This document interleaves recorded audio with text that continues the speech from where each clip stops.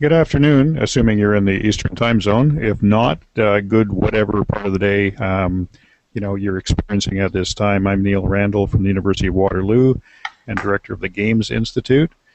And we're going to have a little chat here about gamification in conjunction with the Gamification 2013 conference we have happening at the University of Waterloo's Stratford campus from October 2nd to 4th in 2013, so a few months from now. I have with me Leonard Naka from University of Ontario Institute of Technology and Kevin Harrigan, also from the University of Waterloo. And we're going to be chatting about gamification issues and inviting anybody who's listening to submit questions and texts, and we'll help you figure out what's going on in the gamification field, hopefully. So I'm going to start off, gentlemen, with a question about where we see strong emerging areas for gamification applications and whatever that might mean. And we can talk as we go through here what gamification means as well, because it's also subject to a number of different definitions. So where do we see this happening mostly? I mean, some of them, we've seen gamification in the past in business settings, in health settings. Where in particular have you been seeing a great deal of work being done? Leonard?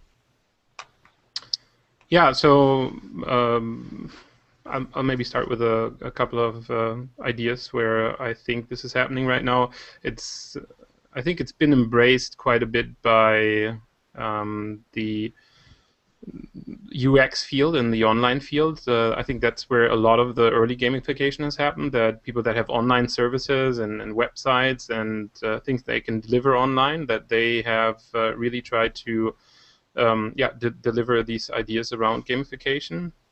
But I think recently we've seen more applications in the area of medical applications. There's a couple of companies from Vancouver that have been very engaged in that. We see more fitness games and people trying to fight obesity. I don't know if you've heard the announcement, I think this week, where the American Medical Association classified obesity as a disease. And obviously this brings up interesting questions about training and using games to counterwork that. And then, of course, in any kind of mundane activity, we're very interested in thinking about gamification. So I think that's mainly one of the things to get us started. Yeah, we've moved from online now to applications that are in business, that are in medicine, that are in fitness and health. And I'm pretty sure Kevin can add a couple of ideas to that. Yeah, Kevin, how about you? Yeah, I've seen it's a hot topic, and I've seen gamification in sort of many different areas. And I guess I'm mainly interested in general in health applications and the potential to use gamification to change people's behavior in a positive way, so that they're whatever it is that was the issue, that we use gamification to try to move beyond that.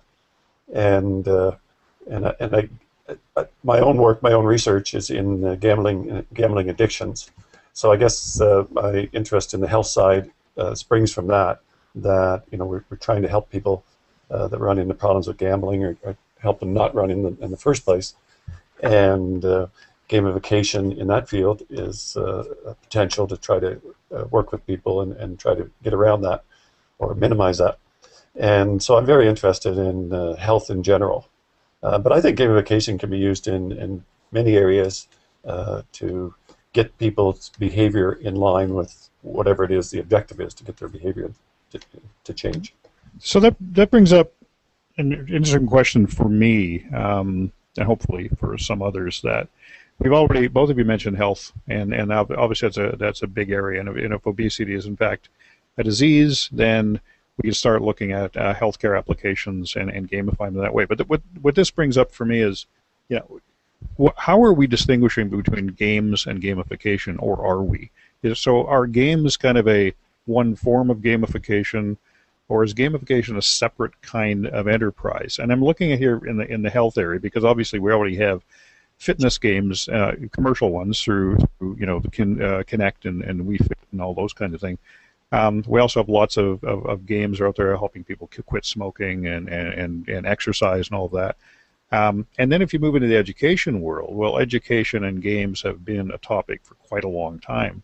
So I'm trying to figure out how, in conjunction again with our upcoming research conference on gamification, how are we making the distinction? Leonard, your thoughts? Well, the interesting thing is, sure, we make a distinction, right? I don't think we should make a distinction, honestly. One of the things that I think is important in gamification, or not important, but like one of the big problems and big fights that we were having a couple of years back was, so why have something like gamification in the first place? Because most of what we were doing was using game design in fields where you don't really use game design, right?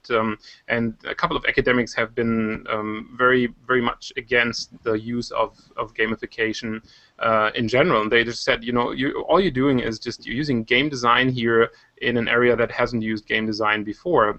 And I think a lot of the early discussions were, so what parts of game design are we using? It was more like, you're picking out these little things, the game design elements, right? And so you're just applying a mechanic or a very small element of game design inside your application. So I think it's very interesting to think about, should we actually be calling this gamification? Because obviously in recent years there's this discussion, is it motivational design? What actually is it? And I think one of the things that is very important here is to understand that all that we're doing is we're harnessing the power of game design and psychology to a certain extent, or motivational psychology, to find out how we can make more mundane activities or more mundane interactions or highly complicated systems more accessible to users. At least that's my opinion, but I'd like to discuss that. Well, I think there's a Twitter question that's actually related to this that we'll get to after Kevin's response to the question. Yeah, I teach computer game design, and I guess the thing that excites me about gamification is that games are hard to design, take a lot of time to design and get right and program. And I think a lot of things that are done in gamification are, they still take planning, but are, relatively speaking, easy to do. And I'll use an example, Neil, that you and I saw of a company, local company here, that is providing some training for employees in organizations that have a very, very large number of employees. And one example we saw was safety, where people were being trained in very brief lessons, 1 minute or so at a time, about safety for using ladders.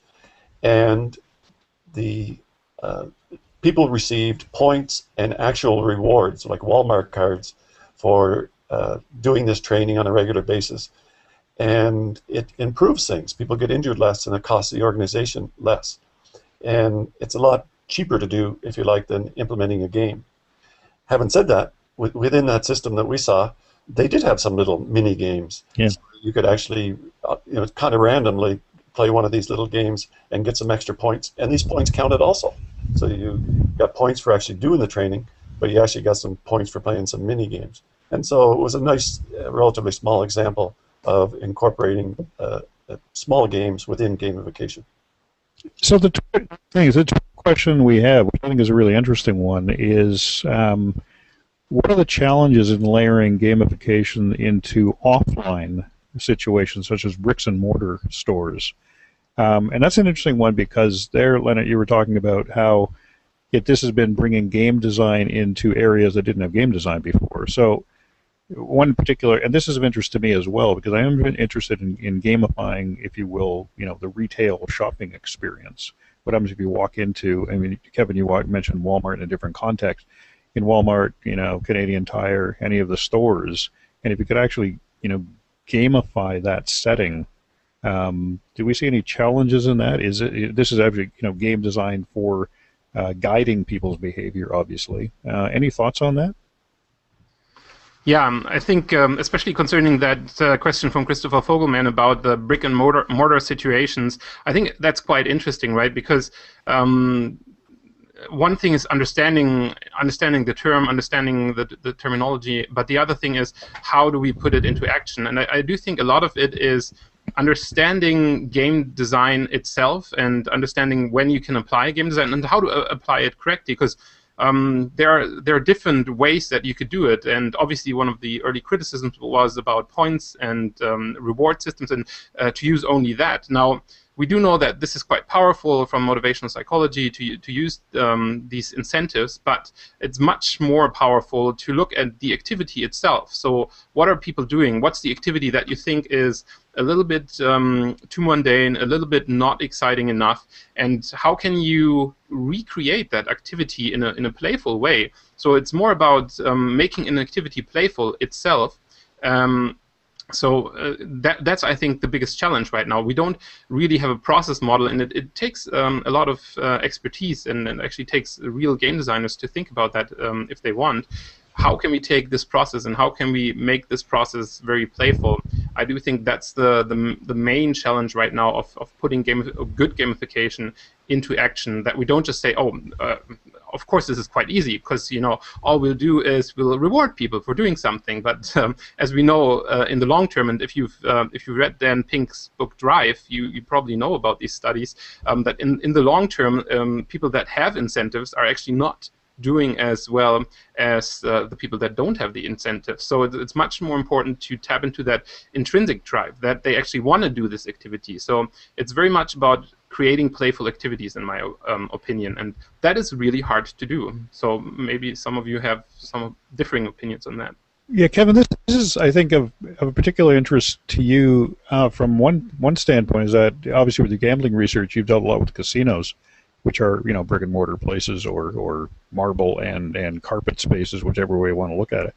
So I wonder, and those seem to be gamified in and of themselves right from the beginning, because people go in them to experience playful experiences, and depending on how much you enjoy losing money, obviously. So any thoughts on that from your standpoint? Yeah, I would say in the casino business, they don't call it gamification, but there's a good lecture by the head of Caesars Worldwide, and they know, in real time everything that you're doing, because you've got a player's card, and they're the masters of rewarding people and figuring out what it is that people really want for rewards. And they say the biggest thing in Vegas, or in casinos if you like, is status. And so, they want to bring people back to the casino. That's their goal. And they've found that, giving people actual things that seem a lot more valuable to the person than they are to Caesars is what works. So an example they use, for example, if you're buying tickets to a show, then you have to pay for it. In lots of cases, they won't give it to you for free. But because of your status, because you gamble a lot, then you get a better seat for that same price. So it's interesting how they use all these techniques and don't call it gamification.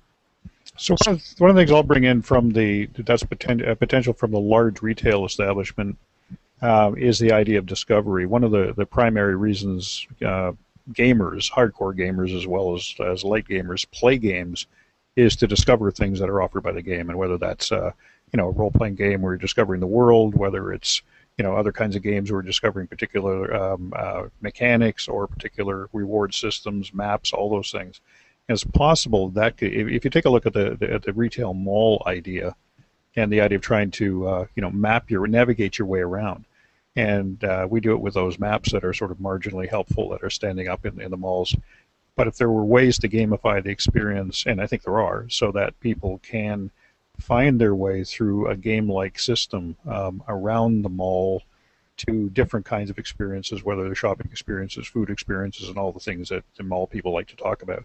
That's another way to look at this, with some possibilities. Anything more on that, or shall we move on to our next question? I mean, obviously there's lots more to talk about in that regard, but yeah, let's go on. I think we should move on. Okay. Because there's lots of questions on Twitter coming in right now.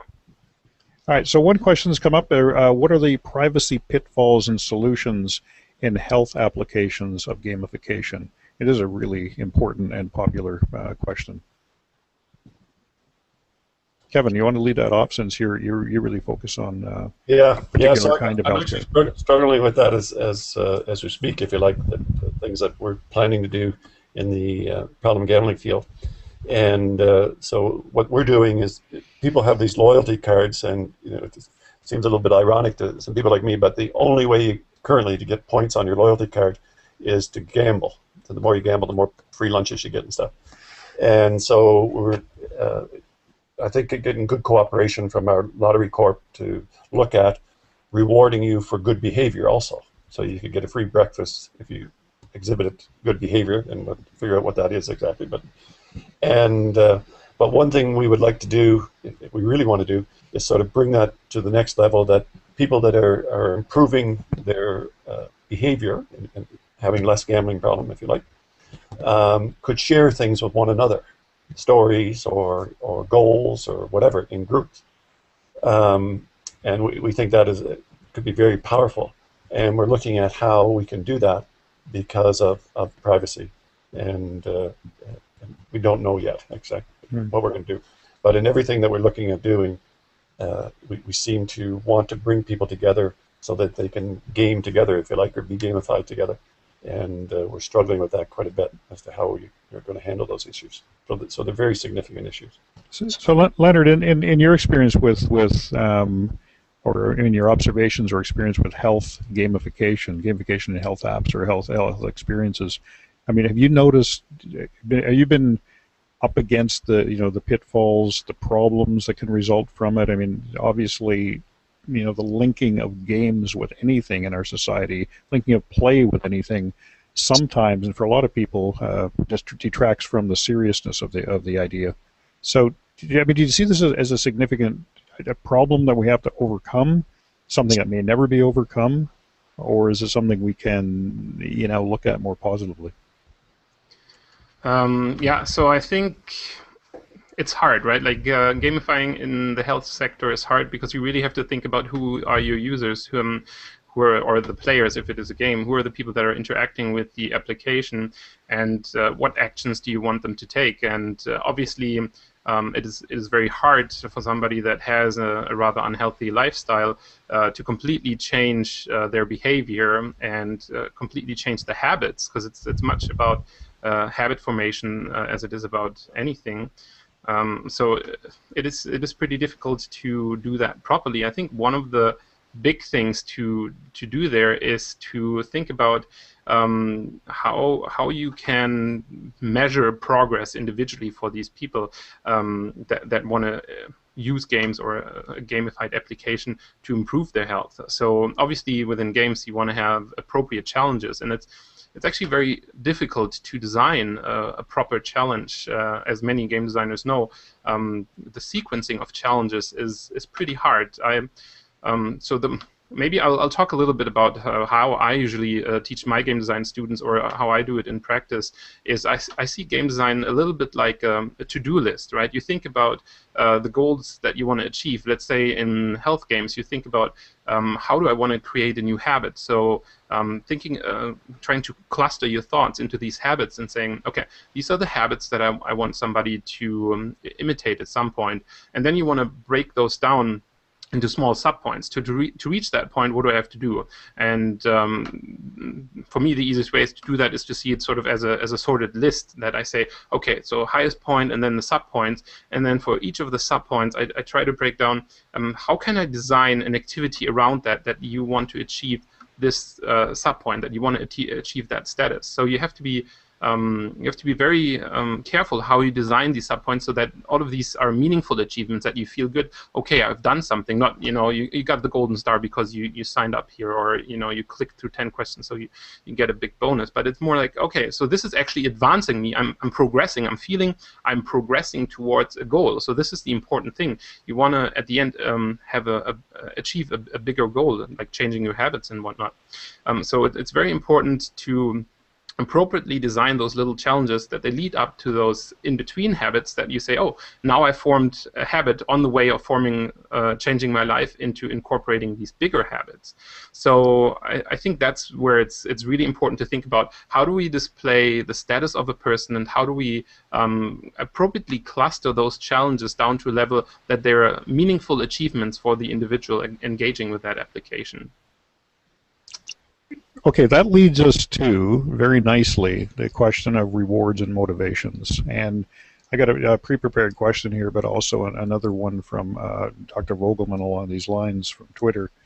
The pre-prepared one is that some of the stories we hear from advanced users of gamification programs are that points as rewards can only work so long, that for long-term engagement, rewards need to be intrinsic. What changes are we seeing in game design and game-based program design for this? And then the one that came in from Twitter was, at what point does extrinsic motivation interfere with intrinsic motivation, which is, I think, directly related to the health idea and the education idea as well.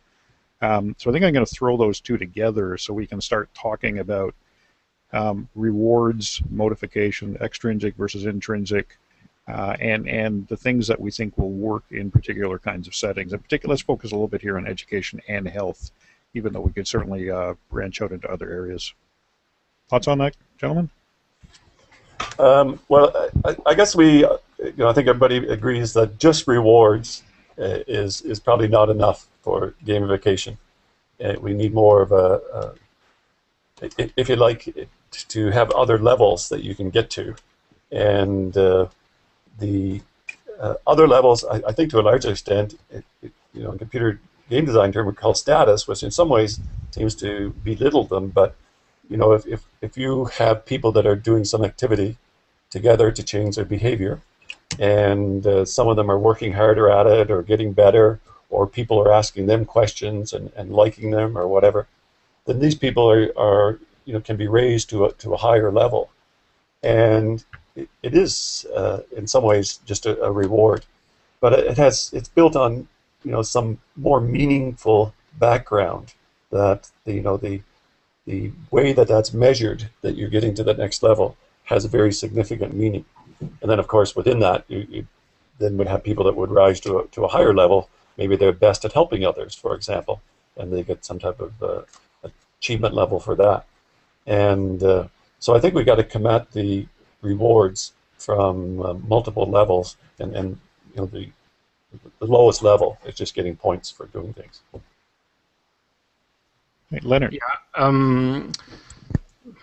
Yeah, so to some extent I agree with Kevin. To some extent I disagree. So I do think it's a nice crutch that you can use at the start. Like you said, like for the lowest level activities, yes, you can give points, and but the way that I see those points is more as indicators of progress rather than actual achievements. And I do think that's what you meant, Kevin. Actually, that you kind of see how you're progressing towards something, right? Because that's, I think, what's really important about this. And so when you usually get into the heated discussions about what's the good and what's the bad about gamification, a lot of people will say that this idea of extrinsic and intrinsic rewards and the whole mingling. I think that was one of those Twitter questions, like when is there going to be an overlap and when is there going to be a problem. So I don't think there are as many problems as you think there might be. I do think it's just a danger, or the rude people might call it a laziness of the designer to say, I'm just going to use the reward because it was too hard to recreate an activity that by itself is challenging enough that I want to try it again.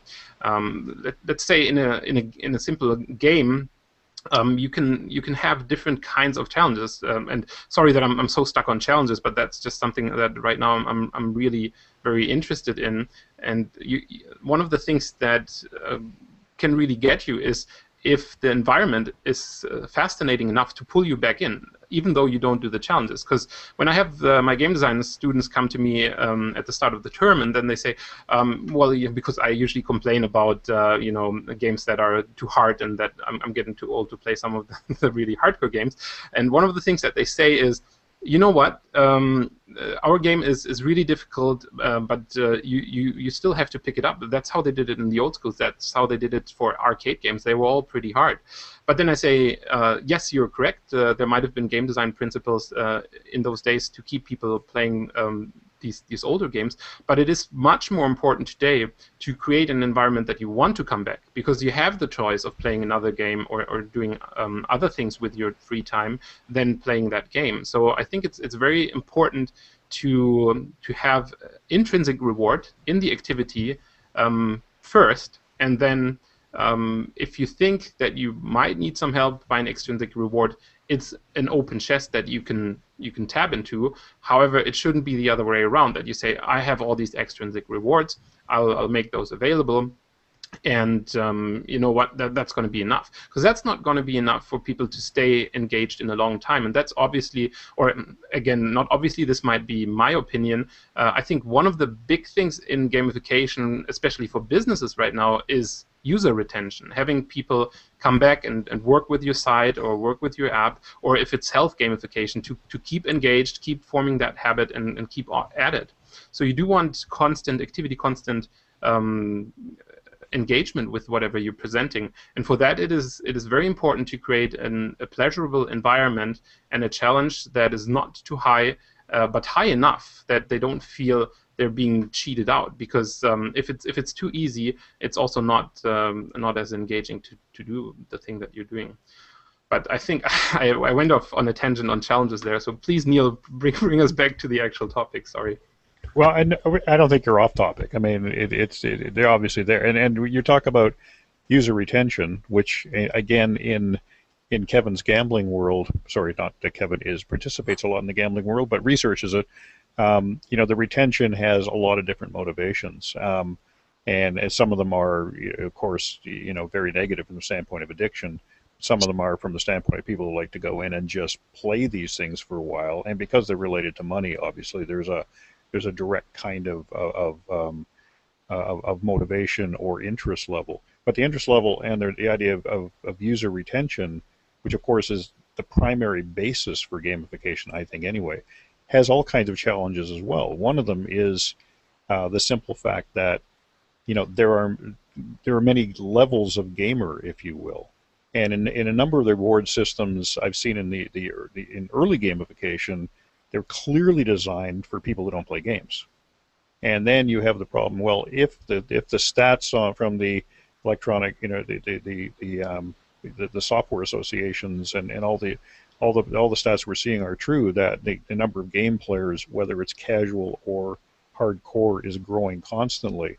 And the other thing we need as designers to be concerned about is how do we make these things interesting for people who do play games at various levels. And so the user retention can take the place in the form of obviously rewards, but as you were saying, Leonard, also in the experience itself and coming back to a world you want to come back to.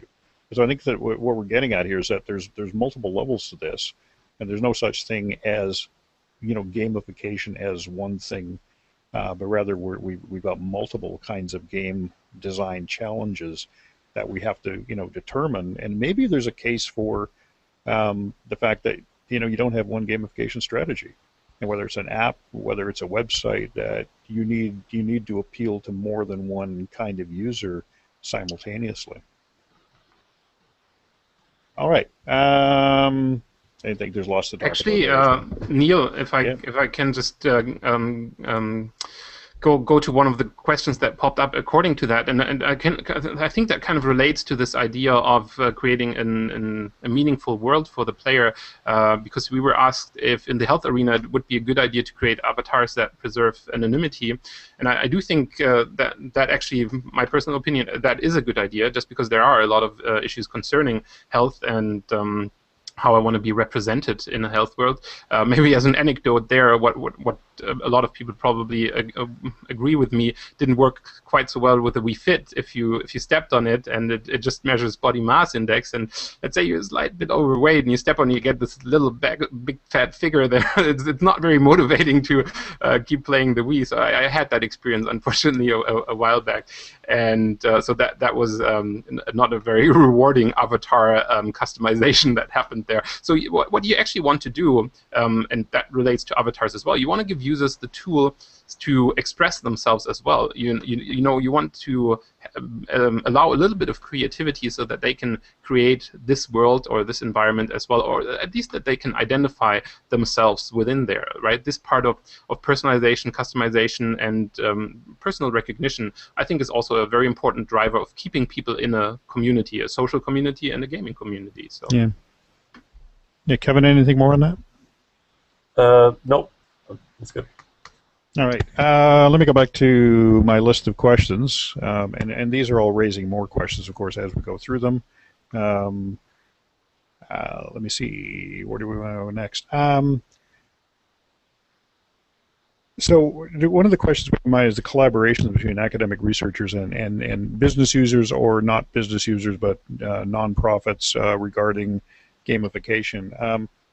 I think this is interesting, partly because we're trying to sort out in the gamification world, and I know you both have been doing a lot of work on this in your own particular spheres of, where is sort of the academic research, where is it supposed to be going in order to help gameful design and various kinds of game design for specific purposes in the business world, the education world, the health world, the kinds of things that Leonard and Kevin, the three of us can bring to the table, if you will, when it comes to working with organizations in order to help figure out their gamification needs and strategies, and probably more in the long term than the short term, since as academics we tend to be more focused on that.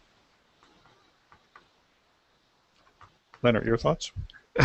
Well, the obvious answer to this, they should be going to our conference, right? But I was trying not to say that. Yeah. Kidding aside, I do think a lot of what needs to happen right now. A lot of the things that have happened in the past years was this whole debate of how do we define it, how do we give the baby a name, what's important in the basics, and even case studies, like little case studies of so what works. Has anyone actually tried gamification in a business context, and have you run even a clinical or a scientific study on this? Has there been stuff published? And recently we've actually seen 2 or 3 really longer term studies, bigger publications that came out on gamification. So I think that's where we have to go now. We have to present some academic studies to back up some of the early claims with science and say this works and this doesn't work. And then from the industry side, of course, we want to see case studies, right? We want to see people that have used this in an industry context and maybe even have a different opinion, say, oh my God, leaderboards are great. It's all about leaderboards, or it's all about points. Like, without points, we don't exist. If people have that opinion and if they can successfully show a case study like that, I'd be interested to see it. And also, it would make up for a very interesting discussion of obviously some of the people like us that think it's more about the intrinsic playful activity, and some of the people that think it's all about the extrinsic, the rewards. So I do think some of that needs to be discussed in public. Some of maybe even some of the deeper engagement strategies that some of the companies, especially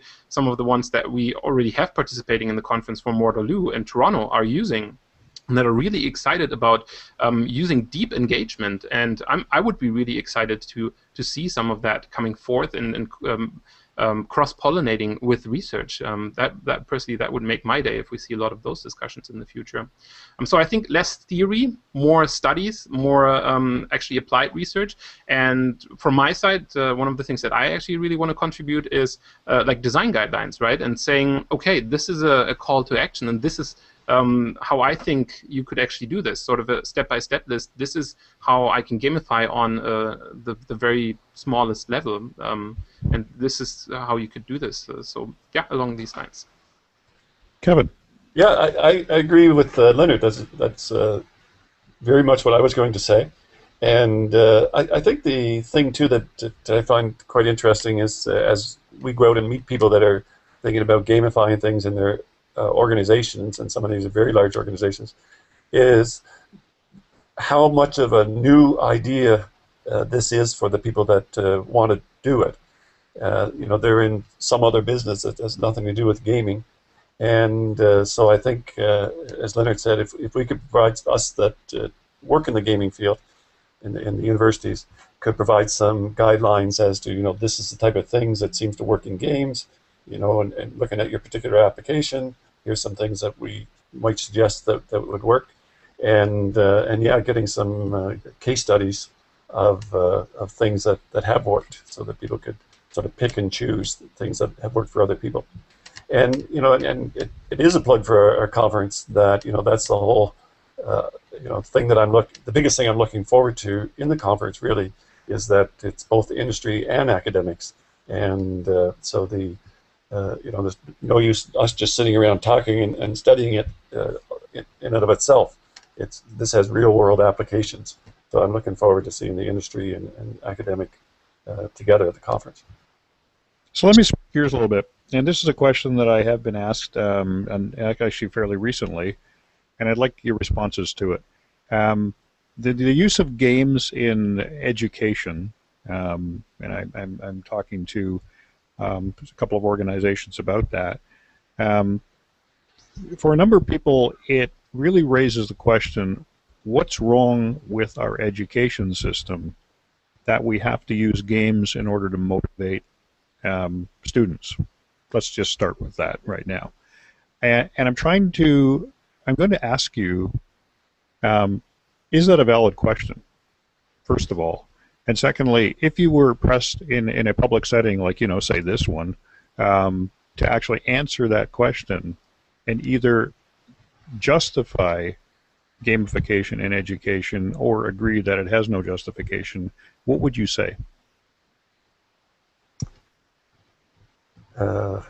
Like every class, this leads to a silence, deafening silence, of course, and then we got to go on from there. Kevin. Well, I'm going to sort of sidestep just a wee bit because I'm doing some stuff with, again, in my own field in addictions.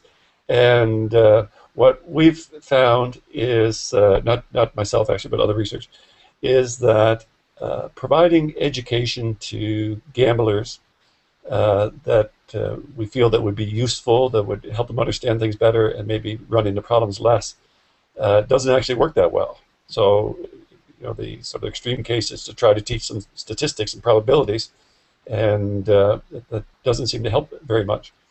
And so what a little bit is being done, and I think has quite a bit of potential, is looking at the actual change in behavior by using gamification.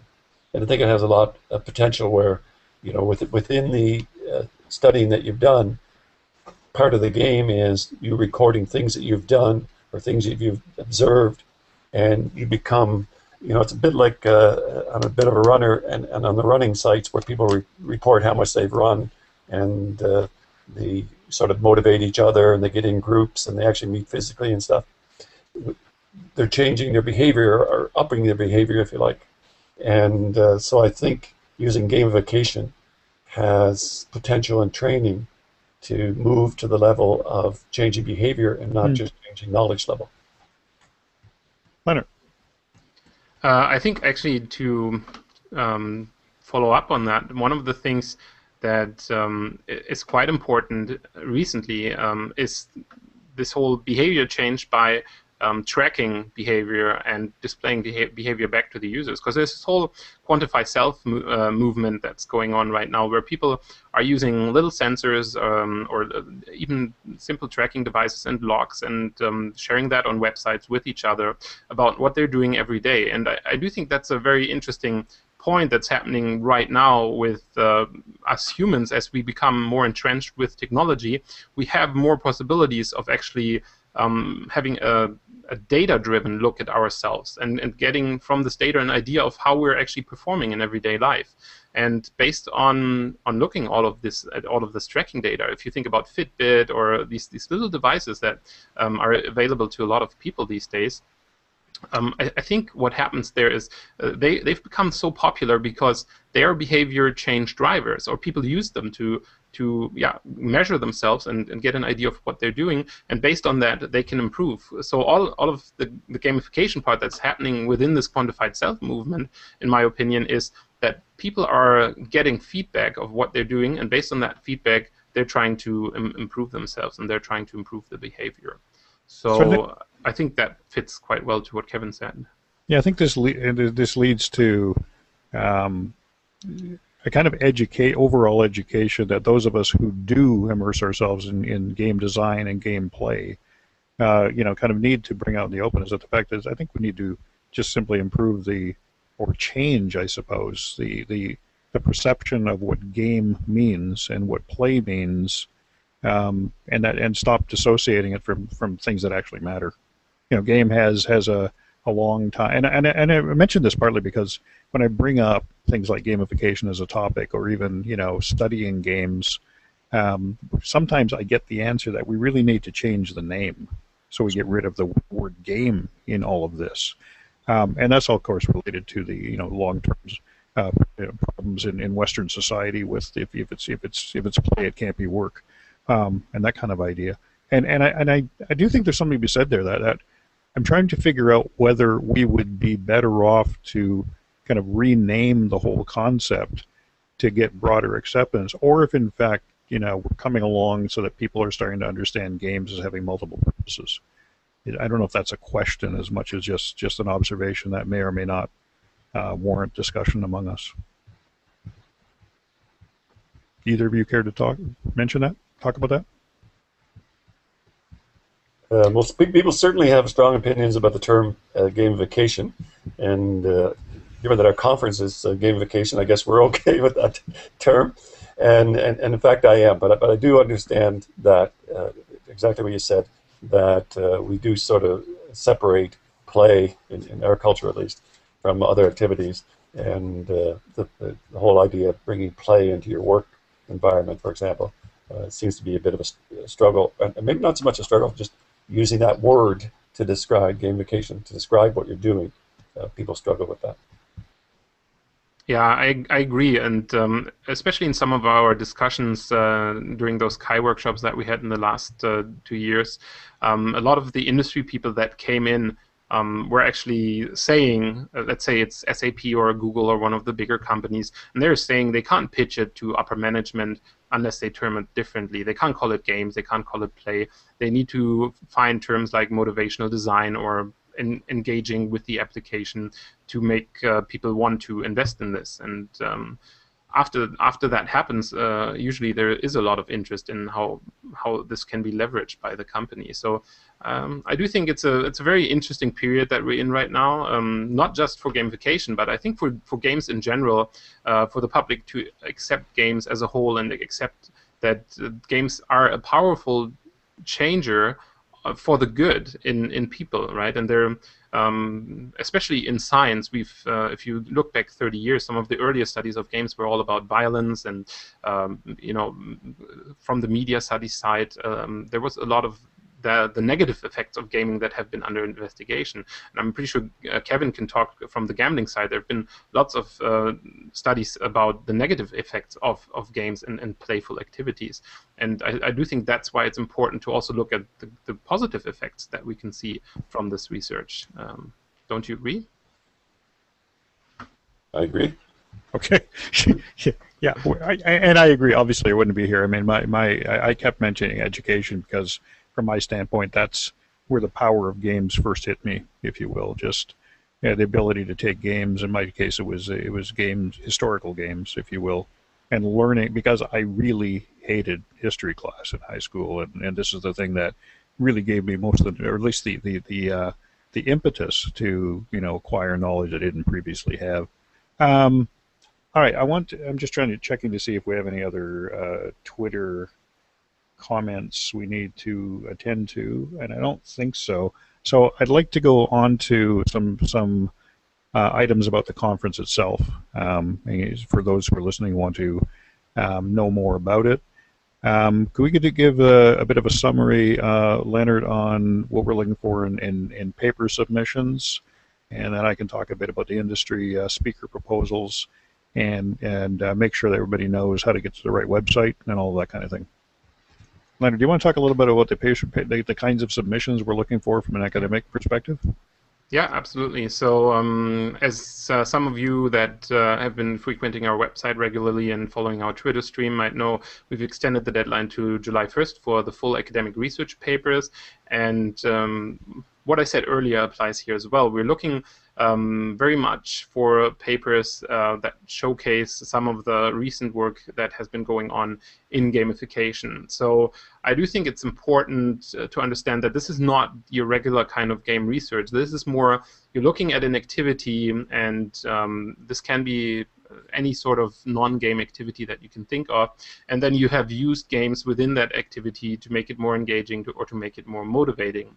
If your research is within that broad area, then you're doing what we would consider gamification research in terms of the full research papers.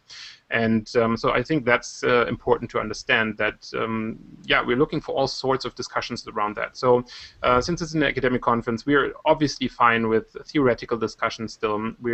We're encouraging people to still talk about what actually is gamification and how can we use gamification. We're looking at design guidelines, people that say this is a process that we can use in gamification. These are design steps that can improve gamified systems. We're looking at people that critically reflect on things like points and leaderboards and even run studies that show how effective these might be.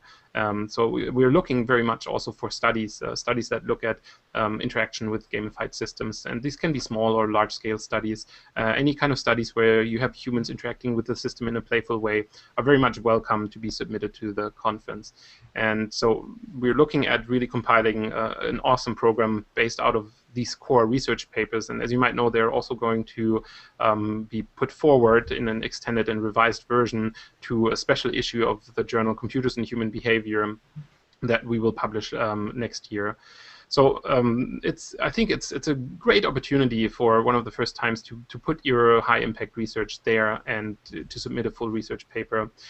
If you're sort of in the progress and you have some things that are not quite finished, we do have the works in progress venues, so you have the chance to submit a smaller poster paper, which I think is just 2 pages, and a short paper, which is 4 pages, and a smaller presentation at the conference. So this is work in progress. This doesn't necessarily need to be finished, but it's something that is currently going on that's interesting enough to share with the gamification community, and that looks like it has a high potential for gamification research.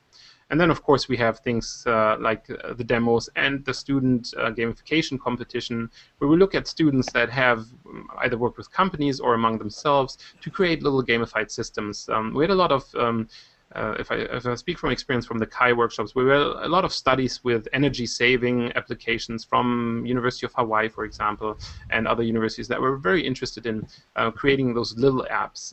So we're kind of interested in these little closed student-developed systems, and we would want to showcase those at the conference as well. And then, of course, demos. Demos are very interesting too. Any kind of demonstration that you have of a web platform, of an engaging system, maybe even of a public space gamification where people are just sharing information with themselves in the public. All of that is welcome from the research side. I hope I forgot nothing, but I'll let Neil talk about industry now.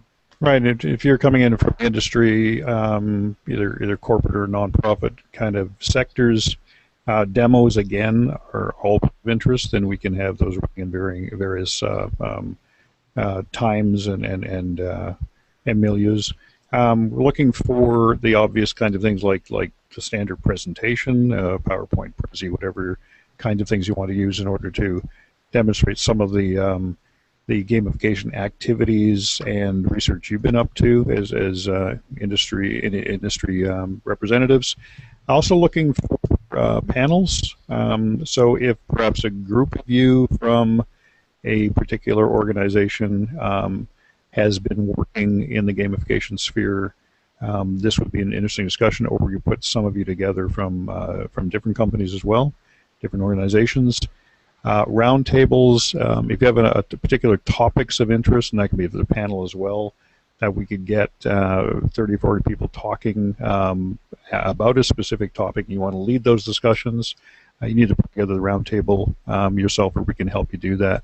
So there's a number of different possibilities, and again, we're looking for a strong interaction between industry representatives and academics, and we're looking for a lot of feedback on processes and research ideas, research needs, but also just to see, as we've been talking about, what is going on, what have you been doing, and we can incorporate that into a number of different discussions. We have a couple of really strong workshops at this conference that you may want to attend, and they're open to all people as well, although there's a limited number of people in each one. So there's a broad range of possibilities, broad range of presentations, and it's really what we're really trying to do with these things is to give a number of ideas, provide a number of ideas, a number of different individual venues, if you will, for people to get their ideas and their work out there more in the public eye. Yeah, I think August 8, right? You said August 8 as well. It's for Yes. industry submissions, and for the short papers and the demos, it's all August 8. So there's still some time to get those late breaking edge results and cool industry submissions going. Right, and the keynotes are Mary Jo Kim and Stephen Anderson. You can go to the website and find out more information on what they're doing, and they're also our large workshop presenters. Yes. And anyway, we're really excited about it and looking forward to, seeing a lot of interesting gamification discussion, and by the way, to all kinds of controversial discussion, challenging discussion. We don't all want to be there just patting each other on the back. Anything more from Kevin or from Leonard? No, that's it for me. I enjoyed the discussion, Neil. All right, and Leonard? Yeah, no, I wanted to thank you and everyone that made this Hangout possible. It was great, and also thank you to everyone that followed the hashtag on Twitter. There were really great questions, and I really hope that a lot of these people are going to be at the conference, because I really can't wait to have all these people in one place together and then just talk about this stuff. It's very exciting, so I look forward to everyone coming to Stratford. And as a bonus, and I'll close with this, that not only does Leonard have a fine World of Warcraft poster beside him there, but he does actually dress this nicely all the time. So, you get to see that at all times. And, all right, thanks. Thank you, gentlemen. And any questions, uwaterloo.ca/gamification will get you to the website. And it'll also get you to some the contact information you need, and we're happy to carry on this discussion offline after we leave the Hangout. Thanks, everybody, for coming in. Leonard? And I think there's also another Hangout in July, which we'll announce as well.